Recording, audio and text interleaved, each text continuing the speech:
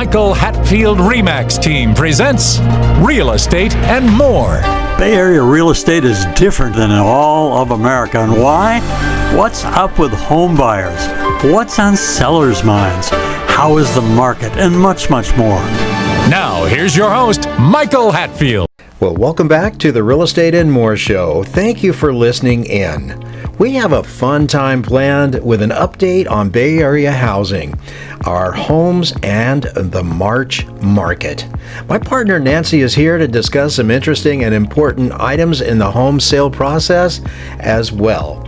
We are to touch on natural hazard reports, what they mean, a little bit about flood insurance, and other items that are integral to a home sale. Let's get this going. Welcome to the show, Nance. Thanks, Michael. Yes, well, it's always good to see my wife. It is always good.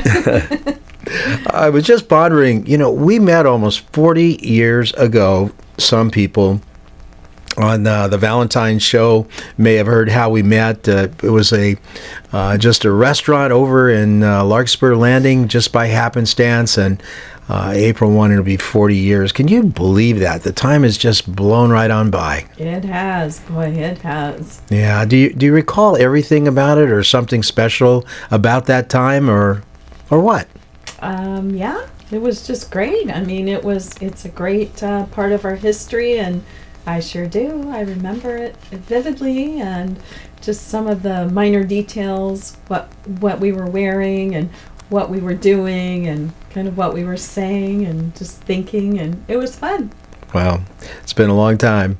So now we work together providing the best full service real estate representation possible for our clients. So go at it. It's your turn. Okay, so one of the things we thought about talking about was an example of how we do things. So just yesterday we attended a client signing, and that's when a seller signs their escrow prepared paperwork to sell his or her home, and the notary is there to document the signatures and forms and this and that. And the final closing statement that you use for tax preparation is the primary document, which still requires a wet signature. So the notary commented at that signing that she simply does not see agents attend those signings for this very important event, and she thought that was quite extraordinary, actually, and we thought, well, this is what we do as full service agents to the very close of a transaction, and thought that was interesting. She did look at us like, wow, what are you doing here? Well, we're looking to the rights and necessary things about a transaction where we represent our clients. It's important. Nancy is my partner. We work together. She was a district secretary to the board of directors of a water district for 25 years, and she had like 4 ladies reporting to her back then. And then she said, well, I could come over and help you because you look like you're about ready to melt in the real estate business. You need some help. So she came over, and I'm thinking, oh, good. I've got some kind of a helper. Next thing I know, I'm working for her. You remember my mother was a broker way back when too, right?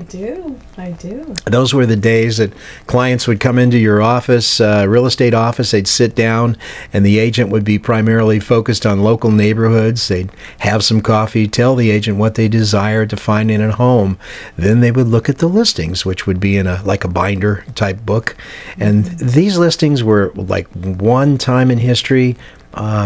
They were just put together in a 12-ring binder, and another time in history they were a part of a glued together type book, like a big magazine or so. Wow. And I don't know exactly what it was, but times have changed. There's a lot of information out there from all of these big websites, begin with a Z or an R or whatever. There's just so much out there.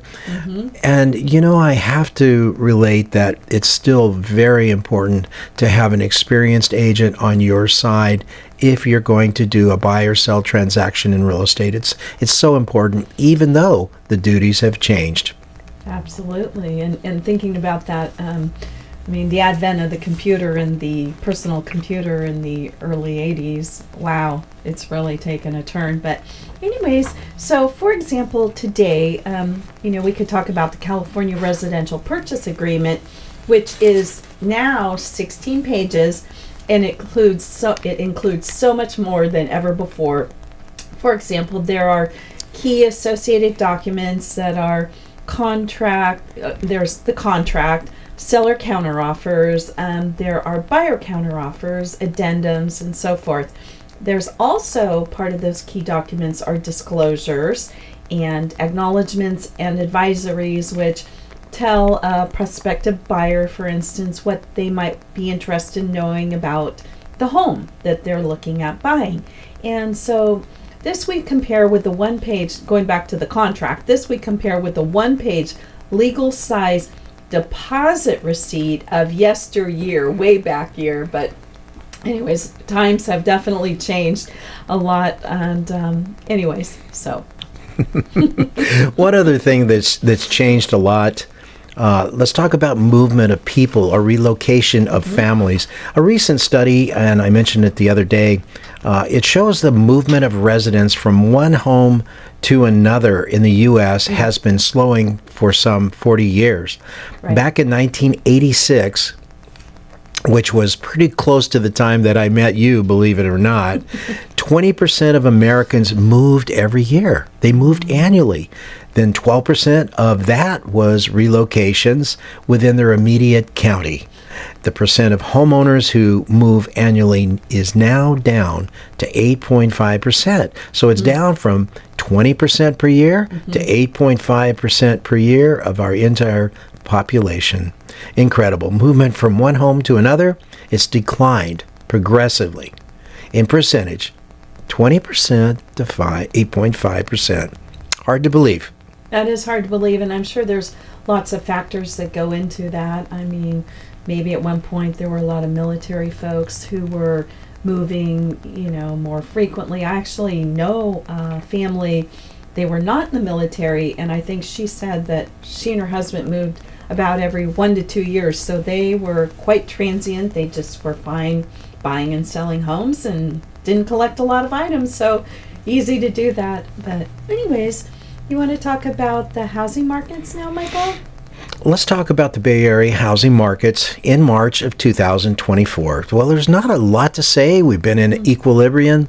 Not too many buyers have been coming out of the woodwork because of the higher interest rates in their perception, and not too many sellers of retirement age, which is our biggest percentage of home sellers, are rushing to the plate to sell their home. So we're sitting there with limited number of transactions, just like we just talked a moment or so ago. Right. So this last 7 days, housing inventory increased a little bit. More homes came on the market. Overall, about 19% above last year for last week. That's something, but not entirely pivotal. Right. So we continue to have a very short inventory of homes available in the Bay Area, especially nice homes for sale. And we continue to be in a buy-sell equilibrium, right? Not too many sellers coming on the market with their homes, and not too great a number of buyers jumping in quite yet. Rates continue to hover here in the Bay Area around approximately 6.35% to 7%, and mortgage rates definitely have an effect. Our greatest percentage of buyers, the millennials, right? Maybe the close to 40-ish year olds, and affecting them. But still, we are biased to a seller's market, as you and I have talked about. Home prices have not been declining either, and in a very significant way. Yeah, that's kind of strange. I noticed the chief economist for Ameriprise Financial reported just yesterday. He says, pardon me, existing home sales dropped 19% last year, but average selling prices were modestly higher. New home sales in 2023 as opposed to existing home sales in 2023 did better at 5% higher prices nationally. So that's kind of interesting, and those numbers actually came from the Federal Home Finance agency. Decline in number of sales normally results in decline of prices. That's how economics work, but not been declining prices. Prices typically decline when demand goes down. Why? We have fewer homes available for sale.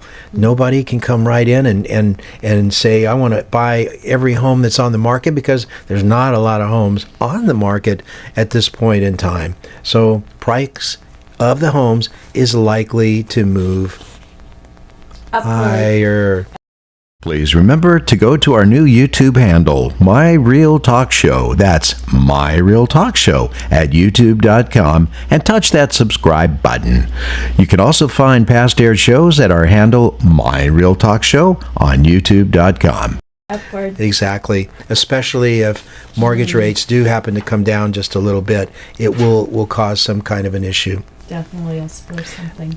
Also, if that happens, momentum will improve when those interest rates decline. Now, one thing people don't think a whole lot about are the natural hazard reports. What are natural hazard reports? Can you share what that is, Nance? Right. So a natural hazard report is typically part of a transaction when you go to purchase a home. And so when we list a home for sale, for instance, we order on behalf of our clients a natural hazard report, which is a report of anywhere from, say, 40 to 60 or 70 pages in length. And the natural hazard report provides just a wealth of information about and answers to questions that sellers may not know, right? Right. But buyers need to. So these sometimes hard to discover answers are typically provided on a we call it a Nat Haz report, and the seller pays a small fee for a very large informational report. And so, for instance, if you need to know, is the home in a high fire area, which would possibly have an impact, of course, on your fire insurance rates. Are there any hazardous waste sites nearby that you might be interested to know? Is the house subject to airport noise? Can you farm there if you want? Could you have your potbelly pig there? Are there any old fuel tanks buried nearby? Does the home lie in a dam how do you say that? Dam inundation. Thank you. Inundation area, or near an ordnance storage facility. That's ammunition storage sites. Is it in a flood zone? I mean, there's so much information that's contained in these natural hazard reports that they're very valuable, and many of these answers sellers just don't know, and they can't provide them on their own. So it's a very valuable tool in a home sell. Yes. So a natural hazard disclosure report sometimes, could be as much as 65, 70 pages. What it does is it maps out any potential areas that may affect the home that a seller would be unlikely to know. Now, interestingly, per California law, the seller has to provide seller documents that outline these issues or potential issues, and they have to disclose it to a buyer. Well, the seller doesn't know, so what does the seller do? The seller goes and hires a company to provide this report, and they take the responsibility for the information that they provide. Now, you mentioned in there that they let you know where the areas of flooding could be. Dam inundation is one term.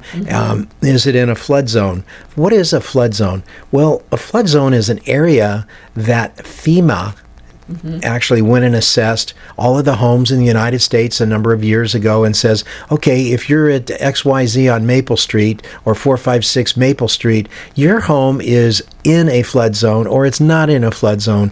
And it actually puts it down to how much of a potential flooding it would be. Would it be relative to the 100-year flood, or would it be a 500-year flood?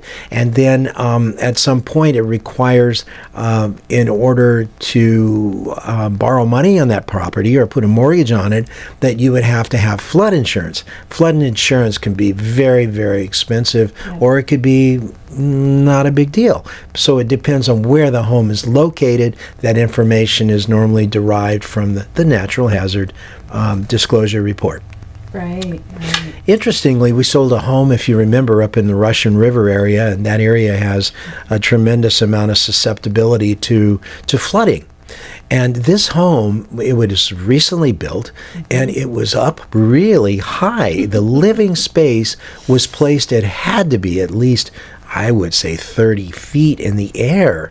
It was above the living space was placed and built 500 feet above, 30 feet above the 500-year flood mark, thus avoiding the considerable amount necessary to buy flood insurance in that particular area. I don't know if you remember that home. I do, and it's a real consideration. I mean, I recall an engineer who I worked with years ago, and his best advice was, when you go to look for a home, go look for a home during the worst rainstorm you can find and see what it looks like around. Please remember to go to our new YouTube handle, My Real Talk Show. That's My Real Talk Show at youtube.com, and touch that subscribe button. You can also find past aired shows at our handle, My Real Talk Show, on youtube.com. Yeah. Well, Russian River has a tendency to, when there's a lot of rain and so forth, it tends to overflow, and people have to swim, and pretty bad up there when that happens. But fortunately, under this case, we've been able to work through the deals that we've had, and our homeowners have been able to sell, and the buyers have been able to buy because we've been able to find flood insurance.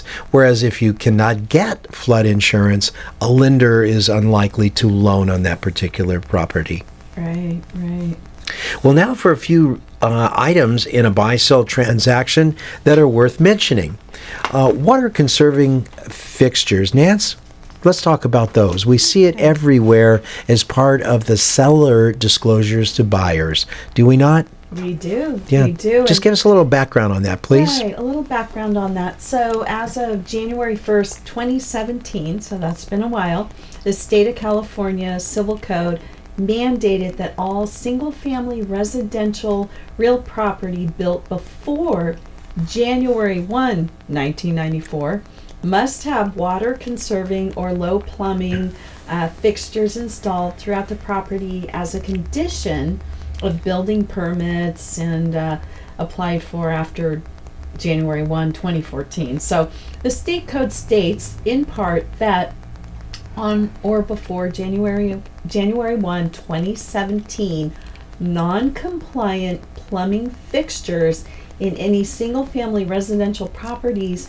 shall be replaced by the property owner with water-conserving plumbing fixtures. Wow. That's a mouthful. Come on now. Come on. The code also states that a seller or transferor of a single-family real property shall disclose in writing to the prospective purchaser the requirements of the subdivision and whether the real property includes any non-compliant plumbing fixtures.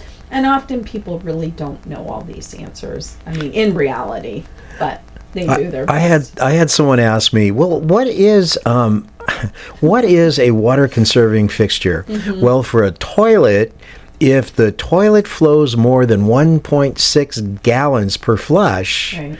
a 1.28 gallon per flush toilet will be required.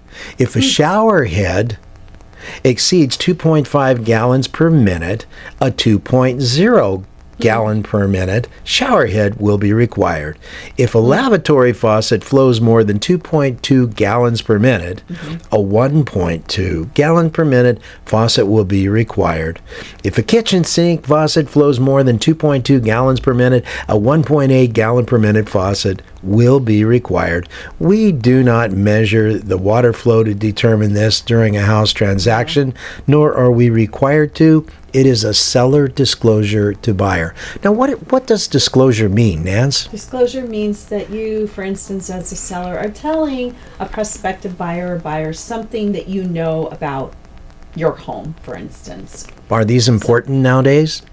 Absolutely important. Very important. Yeah, yeah. I was talking with the owner of Remax Accord, and he was saying that roughly 70% of conflict in a contract is because it's contended or it's a truism that the seller did not disclose something to the buyer. So as a seller, we say to our sellers, put down anything to the questions on the two main documents, which are the real estate transfer disclosure statement and the seller property questionnaire. Yeah.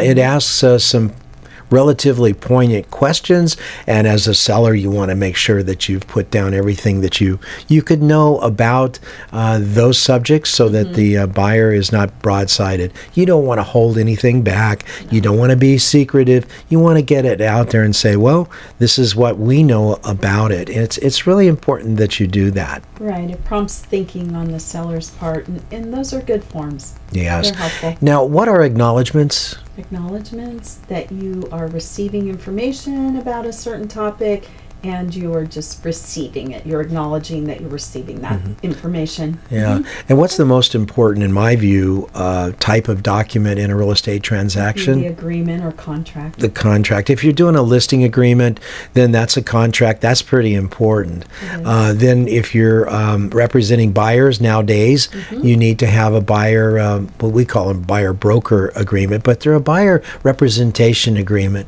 And then if you have an offer on your property, or you make an offer, you're going to do that on that 16-page contract called the residential purchase agreement. Right. And all of these documents have associated disclosures, acknowledgments, and advisories in order to have them all hold together, so to speak. Yep. Got it. Right. Carbon monoxide and smoke detectors. Do you know what's required on those? Well, let's see. If you have a 2-story home, for instance, or 3, you would need a smoke detector and a carbon monoxide detector on every level, and then smoke detectors in every room, I believe it is. Every bedroom. Right. For sure.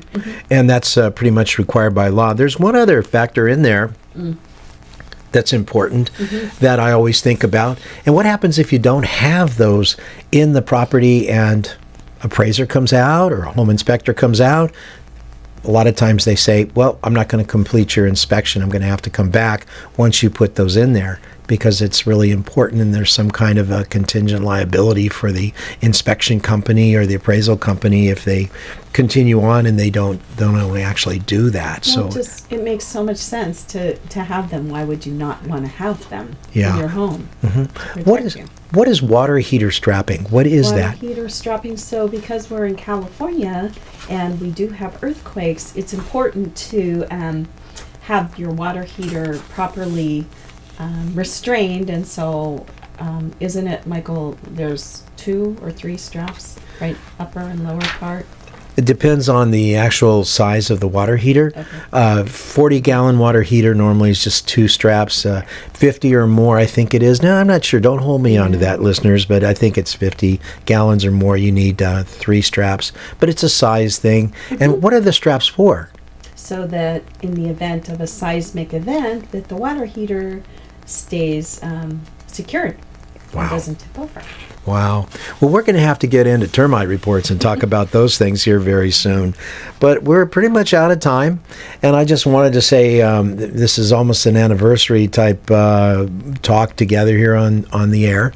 And I'm so grateful that I have my partner.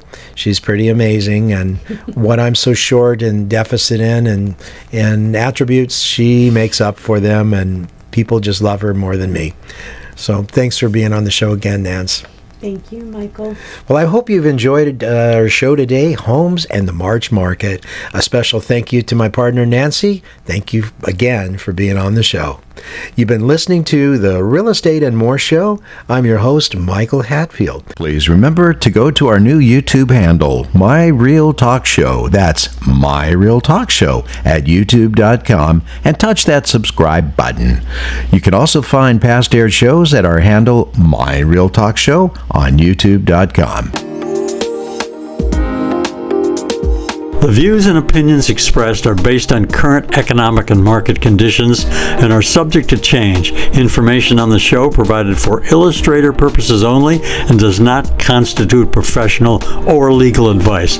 Information from sources deemed reliable, but accuracy and completeness not guaranteed. Michael Hatfield and the Michael Hatfield RE/MAX team have no liability for information discussed on the show. Consult with qualified professionals prior to taking action.